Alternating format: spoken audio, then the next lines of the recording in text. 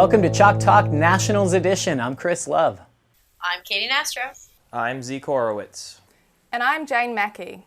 And over the next 2 weeks, we're going to be with you straight through the 11 days that is this year's College Nationals. Calling all college sailors. The U.S. Sailing College membership includes all the benefits of a full membership at a special price. Why join? Sailors from around the country are positively impacted by U.S. sailing. From beginners to experts, from one-design sailors to offshore cruisers, and from instructor trainers to race officials.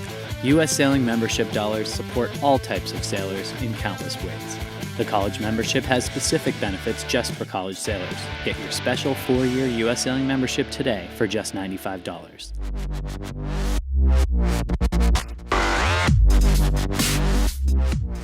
Today kicks off women's semifinals. We have 14 teams from East and West, 28 total, competing against one another for the 9 berths that will make up the 18 teams over the next 2 days after that of women's nationals. What do we think of the teams so far, guys?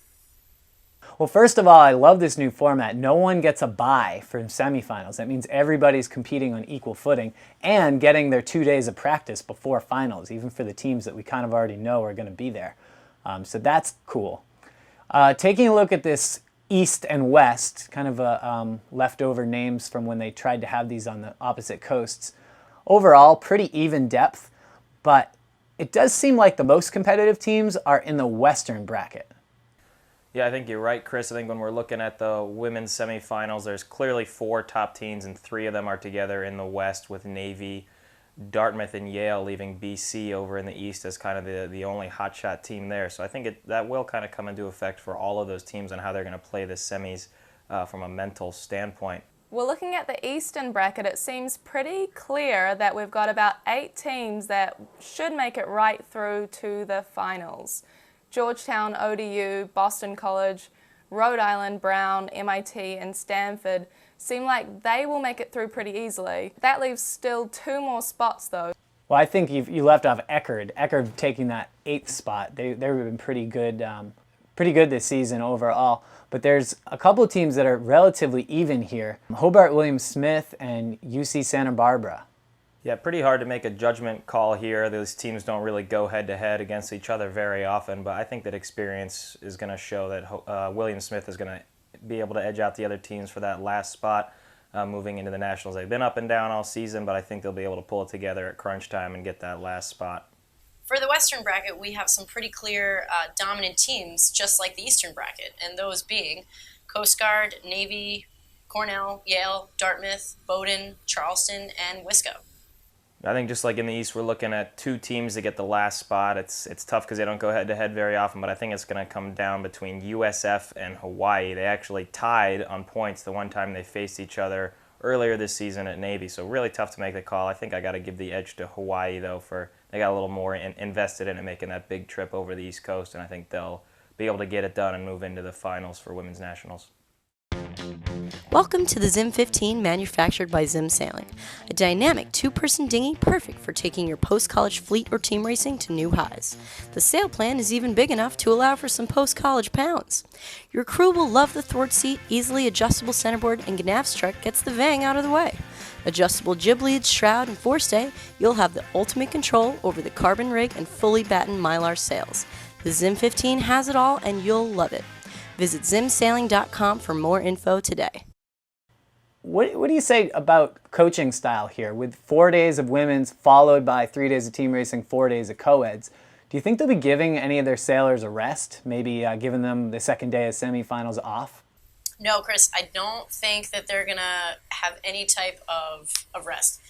Being a college sailor, you wait all year, like Jane said, for this one moment, and you know what? It's like balls to the wall. You better have trained. You had all this time to prepare physically, mentally, sailing, whatever. This is it.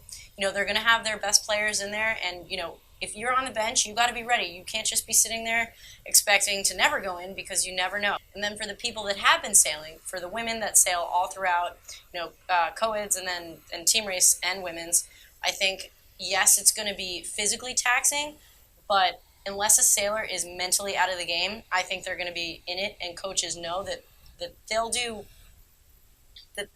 it's better for them to be in and be tired and but still in the game than take them out and just like have them rest. I think first off, there are very few teams that this is going to apply to because there's very few teams where the women's skippers or crews are going to be sailing in women's co-ed and team racing.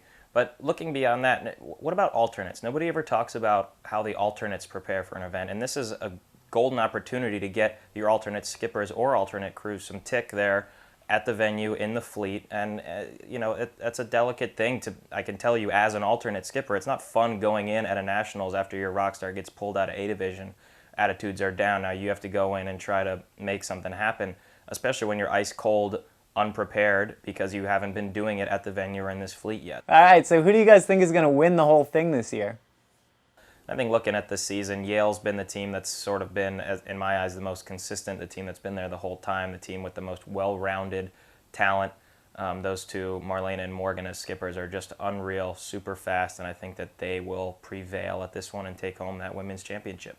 Something sometimes happens at nationals. I don't know, we can't explain it, but I think that Yale is the best choice, obviously, but I'm not sure if I would, rest on my laurels with picking them. I think that the other teams you mentioned are also a really, really good shot at this. Navy at home also. Remember last year's nationals? Remember how we had such high expectations for BC, for Yale? And then Dartmouth has just a perfect regatta. They peak at the right time. Speaking to Zeke's point, they had a less than perfect showing in B division, so they put in their alternate, and they put it together. So, I mean, who's to say that couldn't happen again from Dartmouth, or that we couldn't see a performance like that from Navy or BC as well? I'm taking Dartmouth, by the way. Dartmouth. Yeah, Chris, I mean, I agree with you. I think Dartmouth has these exceptional regattas where everything just falls into place.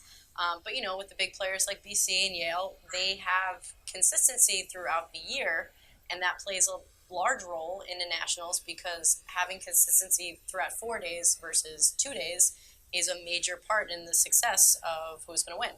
So I think, I don't know, I'm going to go with BC. Jane, you were in this position way back when. How do you come in with an expectation from your team, from yourself, to perform well at such a huge high-stakes regatta that's now shortened down to 2 days, as you mentioned? How do you prepare for nationals?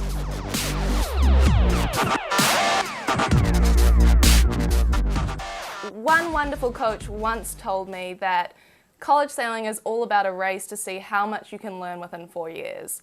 And it's a race against everyone else, but it's also just a race against yourself. And if you take that approach, you can't ever really get too stressed out or too crazy about things, because at the end of the day, it's all about learning, and you have these tests sort of at the end of every year, but it's all just about yourself. So I think that the first thing, Katie kind of already mentioned it, but is to trust that you've done the hard work. You've spent this whole year working, maybe 4 years, maybe 3 or 2, or however long you've been in college.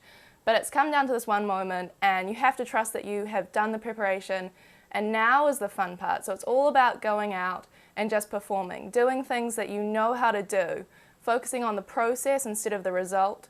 So thinking about the start, the windward leg, the downward leg, the finish, the race in itself, and not getting too caught up in the big picture of what's going on. It's a numbers game. So you have to be thinking about, can you have a really stable regatta? 4th places throughout the whole regatta will almost always win you the regatta. But maybe if you have an 18th place, it may have happened to some of us in the nationals, you then need to change your approach up a little bit and go out there and try and get those first places, because otherwise you're out of the game. Lastly, I think the most important thing is, as I said, you've worked so hard for this, it's all about having fun, and make sure you tie your knots. At the end of the day, those little things that you may forget when you come down to this one moment are really important. You don't want to fall out of the boat. Well, as you're watching this, the women's semifinals is already underway. Really excited to see this regatta go down. Next up, before we're back again for our second episode of Chalk Talk Nationals Edition, we've also got the Team Race National Championship.